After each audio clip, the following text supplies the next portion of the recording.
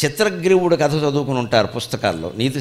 నీతి చంద్రుడు చిత్రగ్రీవుడు అని ఓ పావురం, ఏదో ఓ 25-30 పావురాలు కలిపి అడవిలో తిరుగుతుంటే కింద నూకలు ఉంటాయి, వాటి మీద వల ఉంది, వాటికి తెలియదు. ఆ నూకల కోసం అక్కడ వాలాయి, తీరా వాలాక ఆ వలలో చిక్కుకుపోయాయి మొత్తం.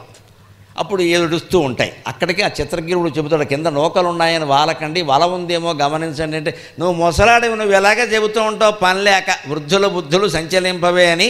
శుభ్రంగా నూకలు కనపడుతుంటే వాళ్ళంటావు తినేద్దాం ముందు, తర్వాత చూసుకుందాం, చెడికావేశం అంటే అదే అని కిందకి దిగే అన్నీ వాళ్ళలో చిక్కుకున్నాయి. అప్పుడు మళ్ళీ ఉపాయం చెప్పింది ఈ చిత్రగ్రీవుడు. ఇప్పుడు ఏం చేయాలని వాడిని అడిగే, మొన్న నేను చెప్తే విన్నారా మీరు? పాపం ఆ చిత్రగ్రీవుడు ఎటువంటి వాడు అంటే, మన కారులో అప్పుడప్పుడు మోగుతూ ఉంటుంది చూడండి, ఈ లొకేషన్ పెట్టగానే ఆఫ్టర్ 200 మీటర్స్ టేక్ లెఫ్ట్, వీడు లెఫ్ట్ తీసుకోడు, రైట్ తీసుకుంటాడు. It's okay, now 600 metres take right. దానికి ఎంత ఓపిక ఉందో ఈ చిత్రగ్రీవుడికి అంత ఓపిక ఉంది. నేను ఆ మిషన్ వింటూ ఉంటాను, ఒక్క తిట్టు తిట్టదు, వేధవోపం చేసామంటుందేమో అని చూస్తాను. ఇప్పుడు ఆఫ్టర్ 200 మీటర్స్ టేక్ లెఫ్ట్ అన్నప్పుడు లెఫ్ట్ తీసుకోడు వీడితో మాటల్లో పడి మర్చిపోయి ముందుకు వెళ్ళిపోతాడు. ఇప్పుడు it's okay, now you can after 600 metres take right. ఇప్పుడు అంటే ఏమిటి అర్థం? ఏడిచింది ఏదో ఏడిచే వేధవ, ఇప్పుడైనా నేను చెప్పినట్టు ఏడు. దానికి ఎంత ఓపిక ఉందో ఈ చిత్రగిరివుడికి అంత ఓపిక ఉంది. వాడు మాట వినలేదని కోపం లేదండి, పోన్లే ఓ పని చేద్దాం, అందరం కలిసి ఎగురుతాం, ఐకమత్యమే మహాబలం, అదో కథ. ఆ బలంతో ఎగిరాడు. ఎగిరిన తర్వాత మళ్ళీ అతనికి ప్రాణమిత్రుడు హిరణ్యకుడు అని ఒక ఎలుకున్నాడు, అక్కడికి వెళ్ళాడు, వాళ్ళ కొరకాలగా. ఆ ఎలుక కన్నం దగ్గరికి వెళ్ళాక ఆ హిరణ్యకుడు ప్రాణమిత్రుడు వచ్చాడు కదా అని ఆనందంగా వచ్చి చిత్రగిరుడిని మెడ కౌగులించి చూసుకుని, బాగున్నావా, మీ ఆవిడ బాగుందా, పిల్లలు బాగున్నారా, ఇంగ్లీష్ మీడియమా తెలుగు మీడియమా, ఏం చదువుతున్నారు, ఏదో పావురం మీడియంలో నీకెందుకు అన్నాడు ఆయన. అవన్నీ అయ్యాక ఇంతకీ ఏమిటంటే చూడవయా అంటే, అయితే ఇంట్లో నేను విందు ఏర్పాటు చేస్తాను, నువ్వు నేను ప్రాణమిత్రులు మనం అని ఆయన కాలికి ఉన్న బంధాలు కొరకడం మొదలు పెడితే చిత్రగ్రీవుడు చేసింది ఏమిటంటే, మిత్రమా నువ్వేమనుకోవద్దు, వాళ్ళందరి బంధాలు తెంచిన తర్వాత మాత్రమే నా బంధం తెంచమని అన్నాడమ్మా. అది చిత్రగ్రీవుడి కథ. అంటే ఎందుకని అన్నాడు ఆ మాట? ఈ చిత్రగిరివుడు బంధాలు తెగ్గొట్టేస్తే ఇంకా ఎలకకి మిగిలిన వాళ్ళ బంధాల మీద ఆసక్తి ఉండదు. మా ఫ్రెండ్ నాకు దక్కాడు, మీరు అందరూ బాగుంటుంది. నా పళ్ళు కొంచెం ఈ మధ్య కొంచెం దెబ్బతిన్న డెంటిస్ట్కి చూపించదో అనుకుంటున్నాను అంటుంది, వంక పెట్టేస్తుంది. ఎందుకంటే మన అనుకున్న వాళ్ళ మీద మనకుండే ప్రేమ అందరి మీద ఉండదు కదా. కానీ చిత్రగిరివుడు తాను రాజు కాబట్టి, తనకంటే తన సాటి పౌరాల బంధ విముక్తి చాలా ముఖ్యం కాబట్టి, ముందు వాటన్నిటి బంధాలు తెంచాక మాత్రమే నాకు బంధాలు అవసరం, లేకపోతే నీ పళ్ళు పనిచేయకపోతే నేను ఎలా వదిలి అంటే, ఆ ఎలక చిత్రగిరివుడు మీద ప్రేమతో అన్నిటి బంధాలు తెంచిందండి, అన్నిటి బంధాలు తెంచింది. వాన మన కోసం కురవదు. సంస్కృతంలో చెబుతారు చక్కని శ్లోకం, చాతక స్వానుమానేన జలం ప్రార్థయతే అంబుదాత్ సస్వౌదార్యతయా సర్వాం ప్లావయత్యంబునామహీం. చాతక పక్షి అని చిన్న పెట్ట ఉంటుంది, వానకోయిల అంటారు తెలుగులో దాన్ని, వానకోయిల. అది వాన నీళ్లు తాగి బతుకుతుంది. దానికి ఇంటికి ఇంకా స్విగ్గీ జొమాటో వాళ్ళు ఎవరూ రావట్లేదు.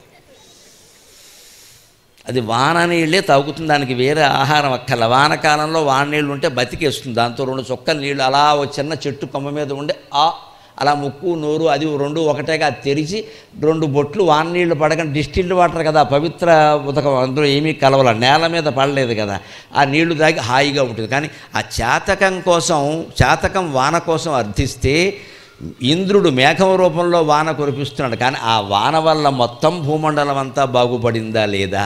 కోరింది చాతక పక్షి, కానీ భూమండలానికి మొత్తం ప్రయోజనం కలిగిందా లేదా? కోరింది చిత్రగ్రీవుడు, కానీ పావురాలన్నిటికీ ప్రయోజనం కలిగింది. మన బతుకు వల్ల సమాజానికి ప్రయోజనం కలగాలి, సమాజానికి ప్రయోజనం కలగాలి.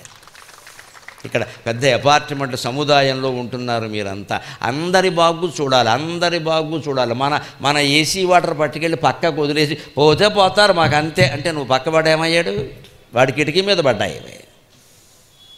వాడు వచ్చి పైగా అడుగుతాడు, అక్కడికి ఏమంటే మీరు ఈ గొట్టం ఎలా మరి పెడతారు, ఎక్కడ పెట్టుకుంటారో అంటాం. దీనికో అసోసియేషన్, ఎందుకంటే కొట్టుకు చావడానికి, మళ్ళీ దానికో ప్రెసిడెంటు, ఇంకా కాస్త ఎక్కువ ఉంటే దానికో ఎలక్షను, అక్కడ మళ్ళీ క్యాస్ట్ ఫీలింగు. మన సంకుచిత భావాలు పోవడం లేదు. ఆ సంకుచిత భావాలు పోయి విశాలంగా ఆలోచించడమే చిత్రగ్రీవుడు కథ. ఇప్పుడు నీలగ్రీవుడు కథ, శివుడు నీలగ్రీవుడు కదా. అందుకని ఆయన అంటున్నాడు, ప్రాణేచ్ఛ వచ్చి చొచ్చిన ప్రాణుల రక్షింపవలయు ప్రభువులకెళ్ళాను. ప్రభు అంటే ఏమిటి? ప్రాణాలు కాపాడాలి కదా. అందుకే ప్రాణులకిత్తురు సాధులు ప్రాణంబులు నిమిషభంగురముల నిమగువ. సాధువులైన వాళ్ళు, జీవితం ఎందుకో అర్థమైన వాళ్ళు, ఆత్మజ్ఞానం ఉన్నవాళ్ళు ప్రాణాలు చాలా తేలిగ్గా తృణప్రాయంగా వదిలిపెట్టేస్తారు. సుభాష్ చంద్రబోస్ ఎటువంటి వాడు, భగత్ సింగ్ ఎటువంటి వాడు, సుఖదేవ్, రాజగురువు లాంటి వాళ్ళు అందరూ ఎటువంటి వాళ్ళమ్మా, అల్లూరు సీతారామరాజు ఎటువంటి వాడు. ప్రాణాలు ఎందుకు వదిలేశారు? మన దేశానికి స్వాతంత్రం రావాలన్న కదా, దేశం కోసం కదా. వాళ్ళు తలుచుకుంటే పెళ్ళిళ్ళు చేసుకోలేరా? మనకి మళ్ళీ పిల్లల్ని కనలేరా? ఇంగ్లీష్ మీడియంలో చదివించుకోలేరా? అమెరికాలో సెటిల్ అవ్వలేరా? వాళ్ళు ఎందుకు త్యాగాలు చేశారు? దేశం బాగుండాలి, దేశం బాగుండాలి, దేశం బాగుండాలి. ఎందుకంటే వాళ్ళు సాధులు. మన బతుకు పరుల కోసం, మన కోసం కాదు ఇది అని భావించారు కాబట్టి శివుడు చెబుతున్నాడు ఇక్కడ, అటువంటి సాధువులు, మహానుభావులైన దేశభక్తులు, త్యాగమూర్తులు ఎందుకు ఇస్తారు ప్రాణాలని? ప్రాణాల రహస్యం వాటికి తెలుసు. ఎప్పుడైనా పోయేదే. కాస్త సార్థకంగా పోతే మంచిది కదా. తినేసి తినేసి తినేసి పొట్ట పెరిగిపోయి, ఒళ్ళంతా పెరిగిపోయి, బీపీ, షుగరు సహా కిడ్నీలు చెడిపోయి, ఊపిరితిత్తులు చెడిపోయి, ఇంకా ఏదైనా డాక్టర్ మందు దొరికితే బాగుండు అని ఏడుస్తూ 90 ఏళ్ళు బతకడం దేనికి ఇక్కడ? ఇంకా పెద్ద ఆసుపత్రిలో అయితే ఏమిటి? పెద్ద ఆసుపత్రి అయితే పెద్ద బిల్లు వస్తుంది. ఇప్పుడు దేశానికి ఏమన్నా చేశాడు? ఏమీ లేదు, తినడం తప్ప. అన్నీ బాగున్నాయి కానీ తిన్నది అరగట్లేదు. మన బతుకే మనకు అరగలేదు. ఈ కాంక్ష ఏమిటి? ఆ కాంక్షకి సమాధానం హాలాహల భక్షణం.